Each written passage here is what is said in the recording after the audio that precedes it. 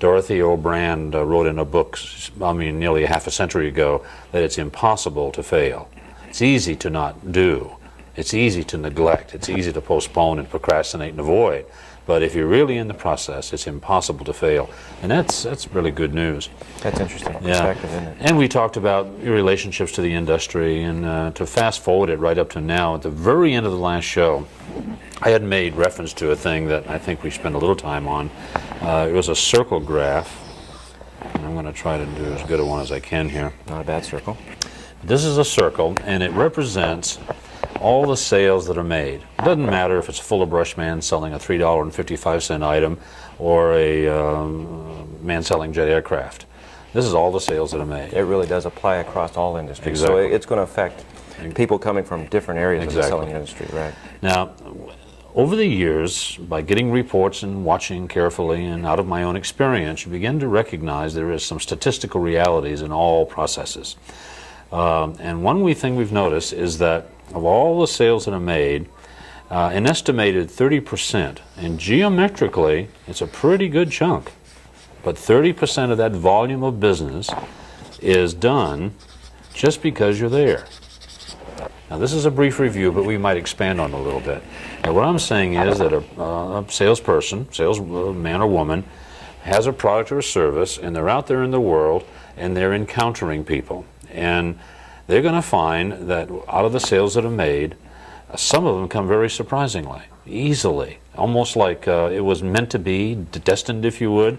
Those people saw something they needed and went ahead and acted on it, regardless of the salesperson, or in spite of them. Right. Is this where the infamous or maybe notorious bluebird, the language we hear? Oh, somewhere over the rainbow. Right. In other words, yeah, I just happened to be there. The phone rang. I answered it rather than someone else, and somebody was ready to purchase. It's happened for all of us, right? And it's there, and that's very encouraging. Now, I'm not saying that's easy, because out of my experience, and I'll bet yours, you have seen a lot of salespeople who have trouble getting there. Sure. In other words, they stay in the office by their water cooler, they stay in their car driving around the city, wondering how and where and how they're going to start. And the reason I can sympathize with this is this happened to me, and I think it still has a possibility of happening to me. I remember my first day in sales. I took off. I couldn't wait to get started. And 6 hours later, 189 San Diego City miles, I was still driving. I hadn't stopped the car. Wanted to, but I couldn't get there. And so I certainly couldn't appreciate those sales. It should be encouraging, though, because if you develop a little contributive, creative audacity and just put yourself out there, you're going to get your share of that business, and there's no question. By being there, being functional, showing up, yeah, right? just showing up, yeah. At bare minimum, being there, yes. I've seen some incredibly inept sales calls just because the guy was there and happened to have a product or service they wanted. And I've bought that way myself, so I understand the philosophy. Now, 55%, and geometrically that just about takes up the rest of the circle. But 55%, about twice the volume, if you would, figuring the area there, 55% of all the sales come because you care. Care about what, Bern? I think primarily to care about the person you're calling on, to correlate their needs with your product or service, to be there committed to not abuse or use, to exploit, to misrepresent, to shade the truth, or to stretch it, but to create that need in order to elevate, enhance, and enrich that person's life. I mean, that's what selling is about, to serve. And that caring can include the individual. Caring about representing it properly, care about the person, care about themselves, care about their family, care about the industry, care about their company. I mean, there's a powerful force here. One way we could identify it is to love your product and love what you do and love who you're doing it with, that helps, and love who you're doing it for. It's about loving in the purest sense. This is what Og Mandino meant when he first wrote to go into the marketplace with love in your heart. Unfortunately, in the next sentence, he said it was the strongest armor you could wear and the greatest weapon you could carry, which doesn't sound like love talk to me, but I understand. Yeah, I understand what he was getting at. It's almost like caring. That's assumed or presumed, but sometimes I think we forget about it in the process because we might be in survival ourselves. Yes, that's so essential. That 30-day cycle that we're in, quota, these types of things. It's easy to get off track. And a lot of that survival is thrust upon us, frankly, by management, by quotas, by expectations that actually get in the way of the sales that they're trying to create and enjoy. I've always been fascinated How do by we that. get ahead of that game? Yeah. So we work with that because those parameters don't seem to go away. That's what that's what we have. That's why it's going to be a long story told before Okay. this is really integrated All right. into the industry. Now, this is also accompanied by what I call the adoptive process, something that we have to be conscious of, and I hope I'm still on screen there, adoptive process.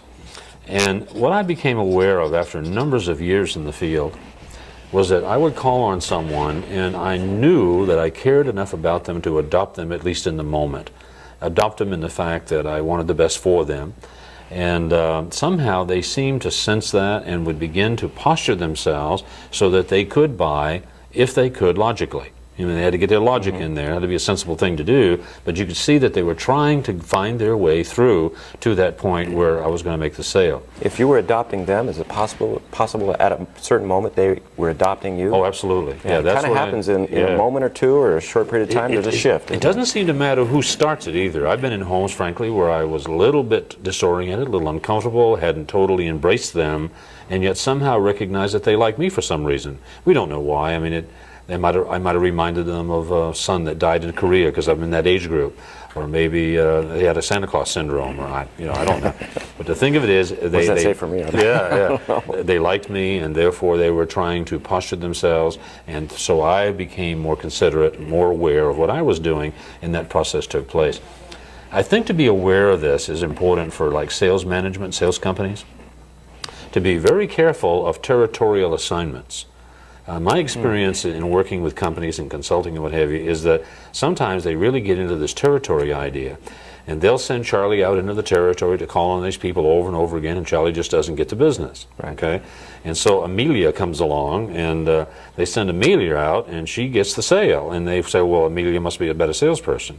No, this is what's going on. For one reason or other in this case. Yeah, we don't know why they didn't adopt Charlie, or Charlie didn't adopt them, but that didn't occur. He was there, but he hadn't adopted, and therefore they hadn't adopted him, and it just didn't click. There was no bonding that took place. Right. And some other. Another thing is kind of like the three bears syndrome. I think in terms of a lot of, I can call on someone and not even get close to a sale, but I've told the story.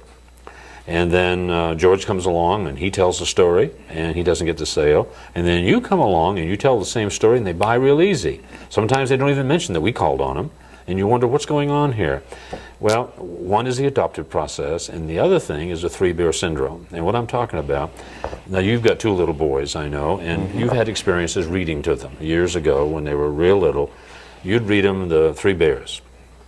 And you'd ask them the second evening if they'd like to hear the story of the Three Bears again, or if they'd like to hear about Cinderella. You know what I mean? And what would they say? Three Bears. Yeah, they wanted to hear that story again and again until they had their handle on it. You know what I mean? Until they could even correct you. Daddy, no, that's not what happened. You know what I mean? And then they feel secure, and then sooner or later, maybe they'll go on to Cinderella, Little Red Riding Hood, or something else. And so it's that repetition, okay, accompanied with the adoptive process. And so what I'm saying is, rather than having territories, and I'm not against territories, but I'm against exclusive territories or the unwillingness to let someone else go in there and see if they can get that sale. Stay aware of it. It might be a tool that we can use. In other Exactly. words, somebody else may be able to be adoptable. Now that leaves 15%. what about that? 15% left over, and I call that the sales that come because the salesperson is aware. Now, aware of technique, tactic, methodology, the secrets. You know what I mean, that presumably get the sales. Is this where the power closes are? Yeah. Okay, gotcha. You've read the books and heard about the seminars that say the 22 closes that always work. But isn't this what we're basically taught, or we assume that this is the main thing? I mean, this is the larger percentage. Oh, I know. The emphasis has been put down here, unfortunately, because they don't work. This flies in the face of that, doesn't it? Yeah, exactly. Okay. They don't work. How many times have I seen this occurring where a person will come back in from the field and a sales manager will say, well, if you'd have said this, you'd have gotten that sale. Tell me what you said. Yeah. And that doesn't have a thing to do with it, because this stuff doesn't work unless what? Unless you're there and unless you care. And if you do that, chances are you get the sale without this. Now, there's nothing wrong with this. I think these are persuasive communication skills, when properly applied with sensitivity, Sure. okay, are appropriate. Add all this together, and there really can be some acceleration, can't there? Yes. Now, one thing here, too, I think a lot of time is spent on this, okay? There's a sort of a feeling that if I can get real good and real powerful at closing the sale, there's something I won't have to do as much of. I wonder what that is. Yeah, it's prospecting. Prospecting, right. Yeah, they won't have to talk to as many people. I know that's true, that's and you interesting. go through that phase. But this is pretty exciting. I don't think this should be ignored, but it certainly shouldn't be focused on nearly as much as this, and to re-prepare people so they're comfortable in encountering lots of people, which flies right in the face, you say, of, don't talk to strangers, and, don't bother people, and this type of thing. Equally supported by the recipient of the call who says, no solicitors, no this, I mean, you stop and think about it. If you put a sign on your door, your office or your home says, no solicitors, what might you have cut yourself off from? All kinds of valuable products. The possibilities are endless. I've looked at my home over the years, and the only thing I had in the house, the only thing I had that I had great pride in, that I would never have to buy again, never spend another dollar on, in most cases was something that I bought from a salesperson. You know what I mean? In other words, only there did I get the really high quality of a product that could not be marketed in a normal retail process. So they It would be walked too past high. your sign, didn't they? Yes. Oh, yeah, No, exactly. Exactly. We had a lot of fun with no soliciting signs over Right. the year. I would say I wouldn't put them up. Day sleeper, maybe. I honor day sleeper. But no soliciting is almost like an invitation to some types of salespeople. Well, not so much in the homes these days, but in the business environment, no soliciting. I know for those folks who do sell business door to door, I've done that myself, where those signs exist. You may have to walk through those. It's amazing. Yeah, you're aware of it, but somehow you process through, and by staying conscious of this, being there, but the caring part of it is really important then. Right. So you know that there might be some apprehension. And I would say to any old business owner or business person out there who has a sales force that you're sending out into the world to prospect, meet people, and do business, for heaven's sakes, take off the no soliciting sign from your door. I've never been able to figure that out. I've encountered real estate offices and insurance offices, all kinds of offices that I know had salespeople, and they had signs on the door, no soliciting. I mean, that's a nice thing to see when you go to work every morning for your sales meeting. Right. You know, speaking of sales meetings, I had a thought today, and I've said this many, many times in the past. I'm convinced that the average member of the public out here, if they knew there was a sales meeting going on, you know what I mean, would feel that those rascals are trying to figure out ways to get me. You know what I mean? You know that feeling? What are they up to? Yeah, and what a tragedy, because I know from the deepest part of my heart, I've never had a sales meeting, okay, and been to very few others, frankly, where I wouldn't be proud, pleased, and I think probably well served if somehow the people I was going to call on next week that I hadn't met yet could somehow in a mystical way eavesdrop on the sales meeting. And That would be interesting. Yeah, and know what we were up to, because I tell you, I believe they would open their heart and their hearts a lot more than they do. Because in those sales meetings, It's a humbling experience. Yes, in my experience, we're there to say, how can we do the best possible job? How can we be appropriate? How can we be there and care? And I mean, you know what I mean? If a person could hear that and know what we were really up to is to make a positive, favorable difference in their life, they would receive us better. I There's think no so. question in my mind. That's an about it. interesting perspective, but I can see that. You know, it's kind of a tragedy. We've had a lot. You know, there's an interesting thing about this, though, to make this work for us. I've had thousands of salespeople in my life, and I've worked with thousands more. And it's quite apparent that when people come into a causative environment, you see what happens out here. We live in a world of accommodation. We were brought up to accommodate, to get by, to conform, to be appropriate. And we get into sales, and all of a sudden, we have to become causative. In 1957, I had a psychic shift. I had struggled, frankly, with the whole sales process for about 2 years. And I love the idea. Free enterprise, work hard, do well, make a lot of money. If you don't, you don't. That seemed fair. Fairer than what I was involved in, had seen in many corporate or military positions. And I just couldn't quit. I just wanted to make it.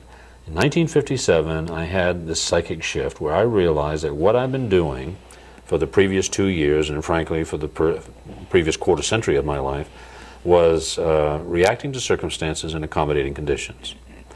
Realized I didn't have to do that anymore. Rather than reacting to circumstances, I could literally become a circumstance. Rather than accommodating conditions, I could establish conditions that other people might probably accommodate, because it's our nature to do so.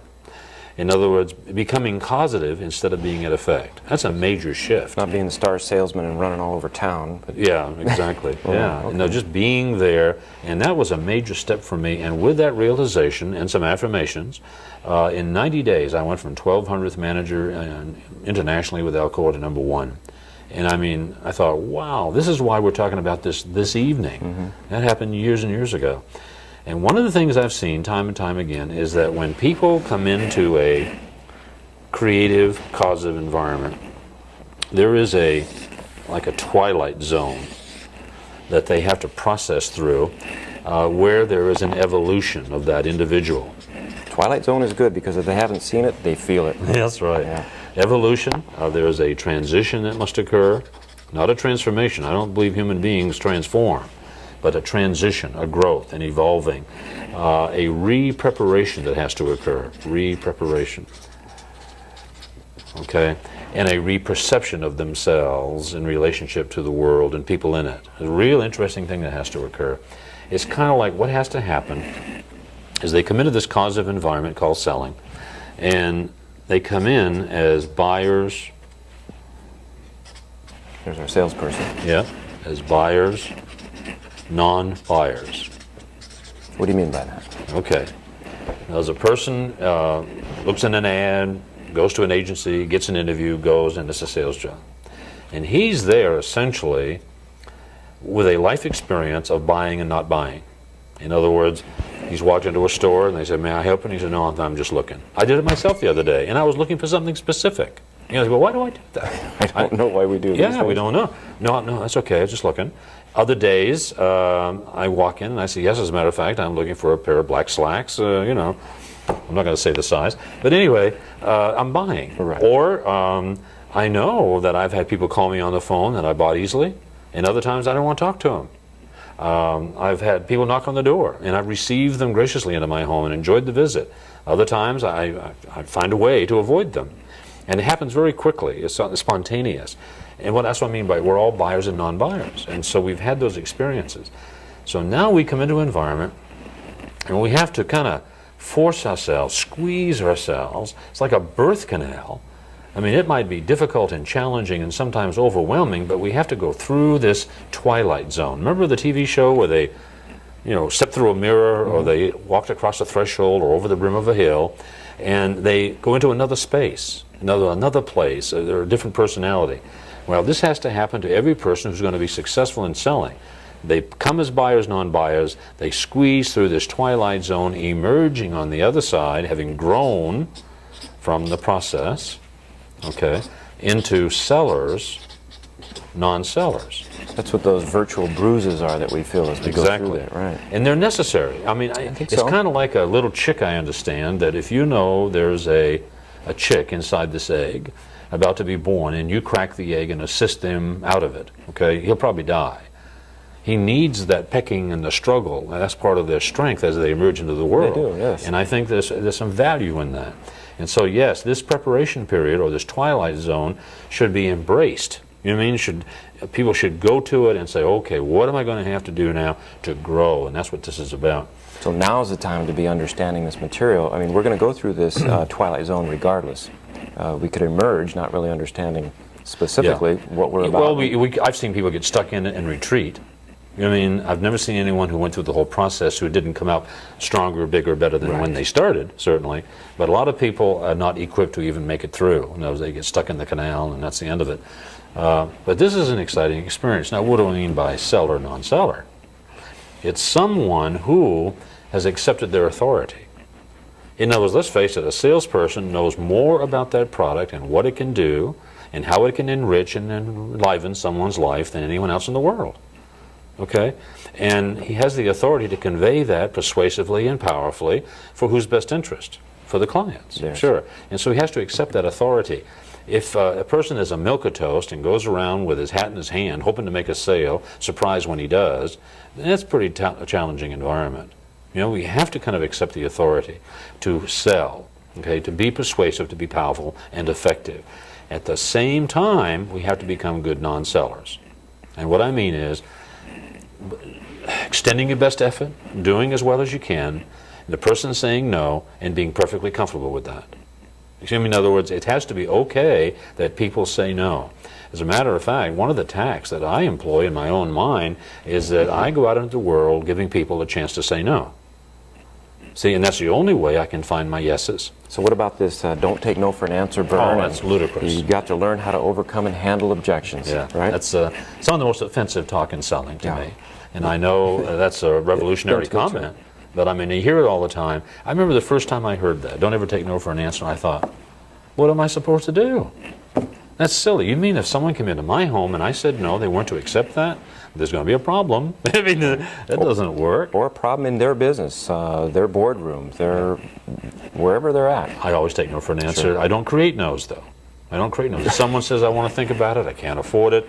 If they have considerations and reservations, I don't hear a no there. I mean, and that's spelled N-O. Those other things aren't spelled that way.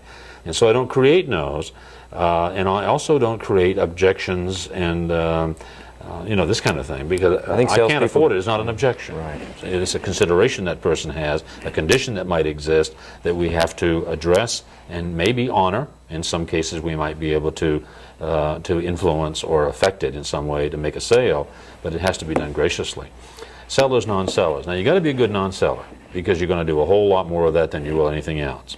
More of it, isn't it? Yeah, you betcha, because there is some international statistic out there that says in our efforts, no matter how good we are, we're probably going to sell about 1 out of 3 prospects. Okay, 1 out of 3. That's prospects now. We'll define what that is next week. But 1 out of 3 prospects. And now, if that's true, there must be something else that's true. We don't sell 2 out of 3.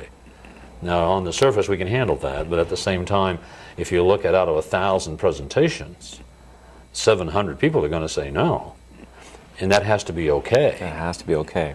It has to be okay to go on to the next call with the same enthusiasm, the same fervor, the same intensity that you would if you hadn't received it at all. It's And easier there's said, where it is. easier said than done, but come back to the circle graph. After the discouragement of a no, there's a possibility that 30% of being there is there for that very next call, isn't there? Exactly. Right. Exactly. And the authority to convey our information about our product as being a seller, we can do that appropriately, caring about that. Yes.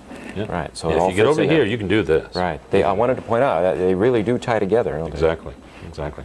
We're rushing through this thing like crazy. One thing I wanted to expand on this. This is 1 out of 3 prospects that are sold, that buy. Okay. To find these 3 people, in all probability, you may have to talk to as many as 30, and maybe 300. We don't know that. But typically, it's about 10 to 1. Right. And so in order to make the sale, we're going to have to go out and talk to 30 people.